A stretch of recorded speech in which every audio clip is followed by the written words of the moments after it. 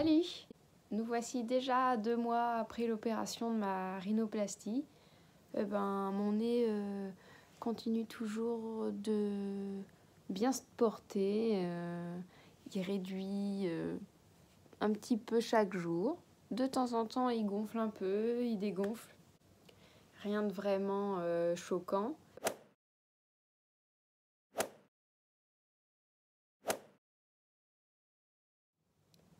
J'ai revu le docteur Duron pour les 1 mois et demi à peu près. Il a contrôlé que tout continuait de bien aller. Ça a été un rendez-vous assez rapide, hein. Il a juste regardé en dessous et puis voilà, il a un petit peu ausculté comme ça. Et il m'a dit qu'on pouvait se revoir du coup dans 6 mois. Donc voilà, maintenant on se reverra qu'à ce moment-là. Rien de particulier. Alors du coup, je pense avoir fait le tour du sujet de la rhinoplastie avec toutes mes précédentes vidéos. Je pense que je referai quand même des points peut-être 1 an après ou 6 mois, je vais voir. On a échangé pas mal, mais finalement j'étais très axée sur la rhinoplastie et vous savez pas grand chose de moi en dehors de ça. J'ai besoin de vos avis pour savoir où est-ce qu'on peut aller avec cette chaîne et puis qu'est-ce qu'on peut partager d'autre. La rhinoplastie, voilà, hein, écoutez, j'ai dit tout ce que je pouvais dire, tout ce que je savais, tout ce que j'ai vécu et j'aimerais quand même continuer à partager avec vous des choses, mais je ne sais pas ce qui vous intéresserait. Donc je vais réfléchir. Il y a eu pas mal de personnes dernièrement qui sont venues me voir en me demandant ce que je pensais des avis qu'il y avait un peu sur les chirurgiens esthétiques et notamment sur le mien, sur le docteur Duron. Et c'est vrai que apparemment ces derniers mois, il y a eu pas mal de mauvais avis, de critiques. Et donc j'ai été lire ce qui était marqué. Et franchement, je suis super étonnée et je trouve ça très étrange parce que j'ai lu des commentaires comme quoi il n'y avait pas de suivi, comme quoi rien n'était expliqué, alors que honnêtement, moi qui y suis allée et qui peux parler vraiment comme ça face à vous, en toute connaissance de cause, quoi, parce que c'est facile de lâcher un commentaire sans donner son identité, sans savoir si c'est vrai ou pas. Enfin, c'est facile hein, de balancer n'importe quoi. Sans appeler son chirurgien pour justement lui demander un suivi ou rappeler pour éclaircir des points. Enfin, je veux dire, c'est ça qu'il faut faire. En fait, faut pas aller se plaindre sur Internet. Il faut contacter son chirurgien, quoi. Et moi, je suis super étonnée parce que moi, je l'ai vu, le docteur Duron. Voilà, il m'a opéré, c'est lui qui me suit et il n'est pas du tout comme les commentaires qui ont été laissés. Donc, si je peux rentrer plus dans le détail, il a toujours été hyper clair. Il m'a toujours expliqué tout ce qu'il devait faire, ce qu'il comptait faire ou pas. Il m'a vraiment toujours dit que la simulation sur ordi, ça serait pas la réalité, qu'il allait faire son maximum pour s'en approcher, mais qu'il fallait prendre conscience que tout ce que je vous ai dit dans les précédentes vidéos, en fait, qu'il fallait vraiment rester sur Terre et que le risque zéro n'existait pas. Enfin, il m'a jamais vendu du rêve et il m'a jamais lâché comme ça, sans info. D'ailleurs, quand vous avez votre devis et que vous acceptez, enfin, je veux dire, vous avez des choses à lire où tout est repris, vous avez le consentement mutuel qui est indiqué que tout vous a été expliqué, que vous avez tout compris, que les risques ont été décrits par votre médecin. Donc, si c'est pas le cas, c'est à vous de revenir vers votre médecin et de lui dire est-ce qu'on peut en reparler. Et voilà, si vous n'êtes pas... Si vous considérez que vous n'êtes pas assez informé, ne signez pas ce papier et vous lancez pas, quoi. il faut pas signer, faire les choses et après dire j'étais pas informée, je suis pas suivie. Enfin, le suivi, c'est à vous de prendre les rendez-vous derrière, en fait. Enfin, je dis vous. Aux personnes qui ont laissé ces commentaires-là sur Google, je comprends pas. Moi, mon suivi, dès la suite de mon intervention, le docteur Duron, il m'a dit ne disparaissez pas, c'est important pour moi de vous suivre pour pouvoir apprendre, continuer à progresser, continuer à suivre mes patients. C'est pour le bien-être de tout le monde, pour nous, être sûr que tout se passe toujours bien, pour lui, pour qu'il puisse voir le résultat dans le temps de ce qu'il a fait. Et c'est normal, quoi. Mais ça, c'est à vous d'appeler son assistante et de prendre un rendez-vous. C'est pas lui qui va vous courir derrière, en fait. Ça, c'est normal. Et si vous prenez pas de rendez-vous, ben oui, vous serez pas suivi. Mais moi, tout de suite, il m'a dit on prend rendez-vous d'ici 1 mois ou 2. Bah, j'ai pris rendez-vous d'ici 1 mois ou 2. Là, il me dit on se revoit dans 3 ou 6 mois. Il me dit 6 mois, c'est suffisant. Mais si j'ai envie d'y aller avant, j'appelle et je prends rendez-vous et j'y vais, quoi. Je veux dire, le plus long, c'est le premier rendez-vous, le tout premier, puisque vous n'êtes pas encore sa patiente ou son patient. Et ça peut mettre à peu près 3 ou 4 mois pour avoir un rendez-vous. Mais après, une fois que vous l'avez rencontré, vous pouvez y retourner autant de fois que vous voulez, sans payer de choses supplémentaires. Donc, profitez-en, allez-y, prenez rendez-vous et vous avez un rendez-vous pour d'une semaine sur l'autre, en fait. Hein. Enfin, je veux dire, j'ai pas trop compris.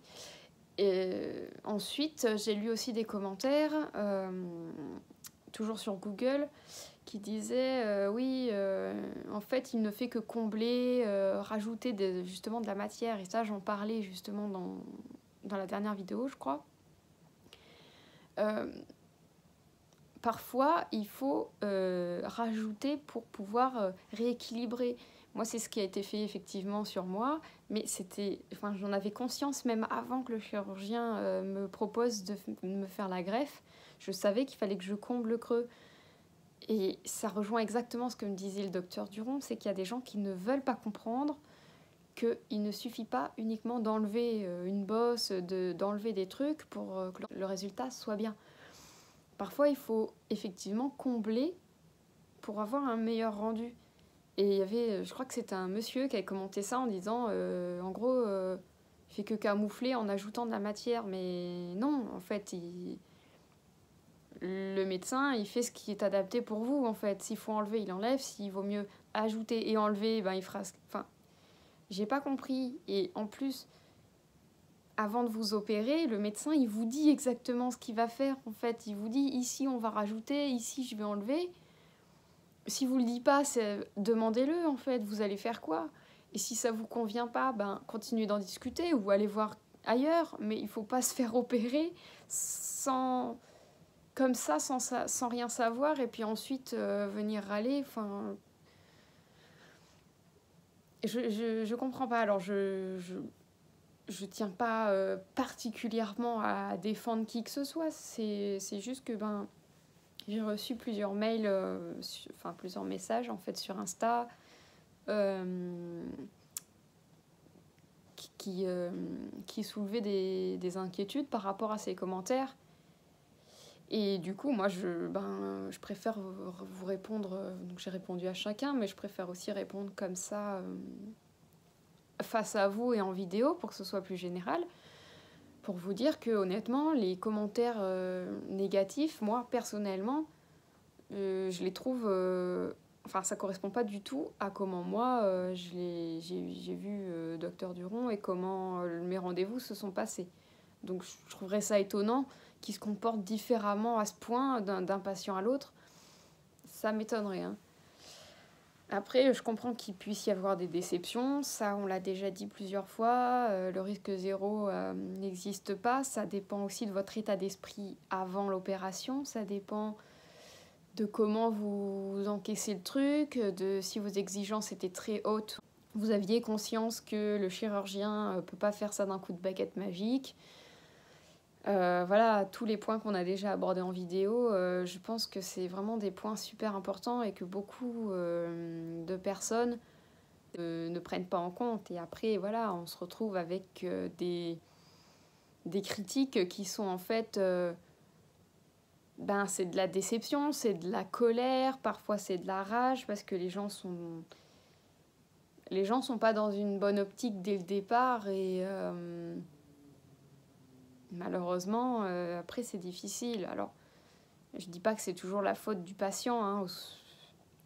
Attention, c'est pas de notre faute si on est déçu, si on se sent pas bien et voilà, s'il y a eu un loupé.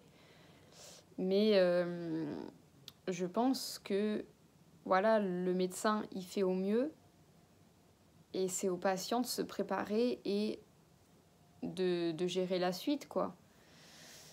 C'est délicat, mais voilà, en tout cas, les critiques que j'ai vues, qui sont pas non plus des critiques genre c'est un boucher, faut pas y aller et tout, hein, attention, y a quand même beaucoup de bons commentaires aussi.